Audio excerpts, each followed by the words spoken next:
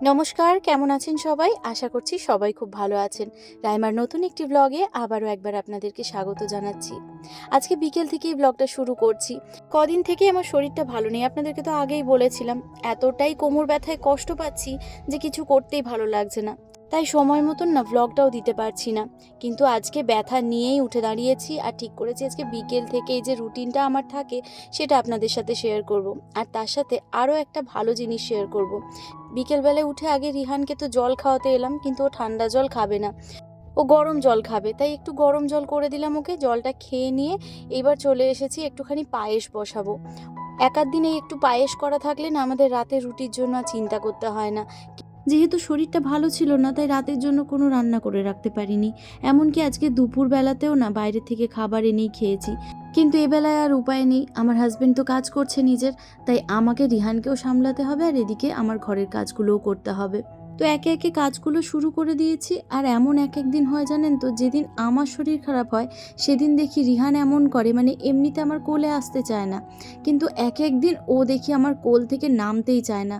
মানে আমি যে একটুখানি বসবো, রিল্যাক্স করব, সেই সুযোগটা আমি পাই না। তাই ওকে কোলে নিয়ে নিয়েই কাজ করতে হচ্ছিল। তবে যেহেতু শরীর খারাপ ছিল, ঘরের এক্সট্রা কোনো কাজই আমি আর আজকে করিনি। যেটুকু না করলে নয় সেটুকুই করেছিলাম। তারপরে রিহানকেও তো একটুখানি টাইম দিতে হবে, তো ওকে নিয়ে একটুখানি পড়তে বসিয়েছিলাম। পড়া মানে ওই খেলার মধ্যেই টুকটাক যেটুকু ওকে শেখাতে পারি সেটুকুই শেখানোর চেষ্টা করি। ওকে নিয়ে পড়াতে পড়াতে তারপর ওই শরীর খারাপ নিয়ে ওকে খাওয়ানো, ওকে টাইম দিতে গিয়ে না রাতের বেলায় আর আমার ব্লগটা কন্টিনিউ করা হয়নি।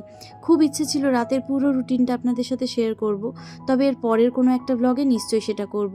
পরের দিন সকালে আবার আপনাদের সাথে দেখা হচ্ছে। সকালের যে কাজগুলো থাকে সেগুলো একে একে সেরে নিচ্ছি।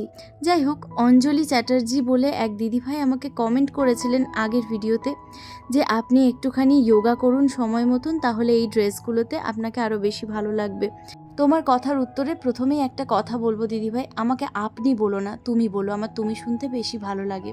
তো যাই হোক, তুমি যেটা বলেছো মানে একটু যোগা করার কথা সময় মতন, তো একটা সত্যি কথা বলবো, সেটা হচ্ছে আমার ইচ্ছে তো করে আর আমার রোগা হতেও ইচ্ছে করে। জানি না, প্রেগনেন্সির পর থেকে হঠাৎ করে এতটা মোটা হয়ে গেছি, আমার ইচ্ছে করে রোগা হতে, কিন্তু এখন এতটাই কাজের চাপ থাকে না, যেটুকু আমার সময় থাকে মনে হয় যে আমি এই যে ইউটিউব বা ফেসবুকে কাজ করি এই কাজগুলো সেরে নিই, কারণ আমার খুব সীমিত সময় আমি নিজের জন্য পাই।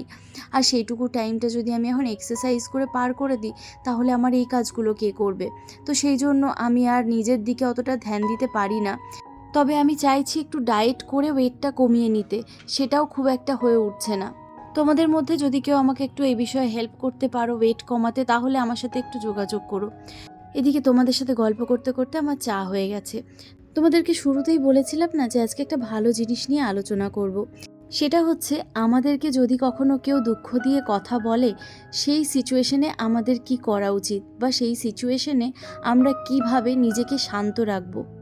দেখো, আমি তো এক্সপার্ট নই, তবে এই বিষয়ে দুটো তিনটে টিপস আমি তোমাদেরকে দেব, যাতে কেউ যদি তোমাদেরকে দুঃখ বা কষ্ট দিতে চায়, তাহলে তোমরা যাতে দুঃখ বা কষ্ট না পাও। প্রথম পয়েন্টটা বলছি, কিন্তু তার আগে দেখো, এদিকে আমি একটুখানি আজকে পোহা বানিয়ে নিচ্ছি, এটাই আমাদের ব্রেকফাস্ট। তো ওটা বানাতে বানাতেই প্রথম পয়েন্টটা বলি। সেটা হচ্ছে, দেখবে অনেক সময় আমাদের অনেক প্রিয় মানুষ আমাদেরকে এমন কষ্ট দিয়ে বা হার্ট করে কথা বলে দেয়, আমরা হয়তো তার কাছ থেকে সেই কথাটা আশাই করিনি। সেই সিচুয়েশনে আমি বলবো, তোমরা চুপ থাকো আর বোঝার চেষ্টা করো সে কেন এই কথাটা বলল। এর আগে কি তুমি কখনো তাকে হার্ট করে কথা বলেছো? যদি হ্যাঁ, তাহলে তো তুমি তোমার জবাব পেয়ে গেলে। আর যদি না, তাহলে তুমি নিজেকে এটুকু বুঝিয়ে নাও যে সে কিন্তু এই ধরনের কথা সময় সময় বলতে পারে, তাই তুমি কি সেটা নিতে রাজি? যদি নিতে রাজি থাকো তাহলে কিন্তু কষ্ট পেলে চলবে না। আর যদি ভাবো যে নিতে পারবে না তার এই ধরনের কথা, তাহলে আমি বলবো বসে তার সাথে কথা বলো যে তুমি এই ধরনের কথাতে কষ্ট পাও, পছন্দ করো না। তাহলে আশা করছি সে কিন্তু আর দ্বিতীয়বার তোমাকে কষ্ট দেবে না। সেকেন্ড যে টিপটা আমি তোমাদেরকে দেব, নিজেরা একটুখানি মেডিটেশন করে শান্ত হওয়ার চেষ্টা করো। অনেক সময় দেখবে অনেক বড় বড় সিচুয়েশন মেডিটেশনের থ্রু ঠিক হয়। মেডিটেশন করলে মন শান্ত হয়। মেডিটেশন করলে দেখবে নিজেকে সামলাতে অনেক বেশি সক্ষম হবে তোমরা। থার্ড যে টিপটা আমি তোমাদেরকে দেব, সেটা হচ্ছে নিজেদেরকে কাজে ব্যস্ত রাখো।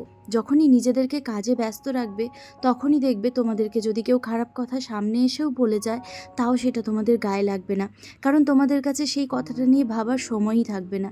তাই সব সময় নিজের কাজ নিয়ে ব্যস্ত থাকো। 4 নম্বর টিপস যেটা আমি তোমাদেরকে দেবো সেটা হচ্ছে নেগেটিভিটি থেকে দূরে থাকা। আমাদের আশেপাশে দেখবে কিছু মানুষ থাকে যারা সব সময় নেগেটিভ কথা বলে বা নেগেটিভিটি ছড়ানোর চেষ্টা করে। সেই সব মানুষদের থেকে একদম 10 হাত দূরে থেকো। আর 5 নম্বর টিপস যেটা আমি তোমাদেরকে দেবো সেটা হচ্ছে এই সবগুলো ফলো করার পরেও যদি কেউ খারাপ কথা বলে আর তোমার কষ্ট হয় তাহলে একটাই জিনিস ভেবে নেবে, সেটা হচ্ছে মা বাবা ছাড়া কিন্তু এই জগতে কেউই নিজের নয়। তাই যে কেউ কিন্তু তোমাকে এসে খারাপ কথা বলতেই পারো, কারোর মুখে হাত দেওয়া পসিবল নয়। তাই কষ্ট পাওয়াটা বোকামির কাজ। আশা করছি এই টিপসগুলো তোমাদের কাজে লাগবে। তো আমি চলে এসেছি একটু ডক্টরের কাছে, আর আজকের ভিডিওটা এখানেই শেষ করছি। টাটা।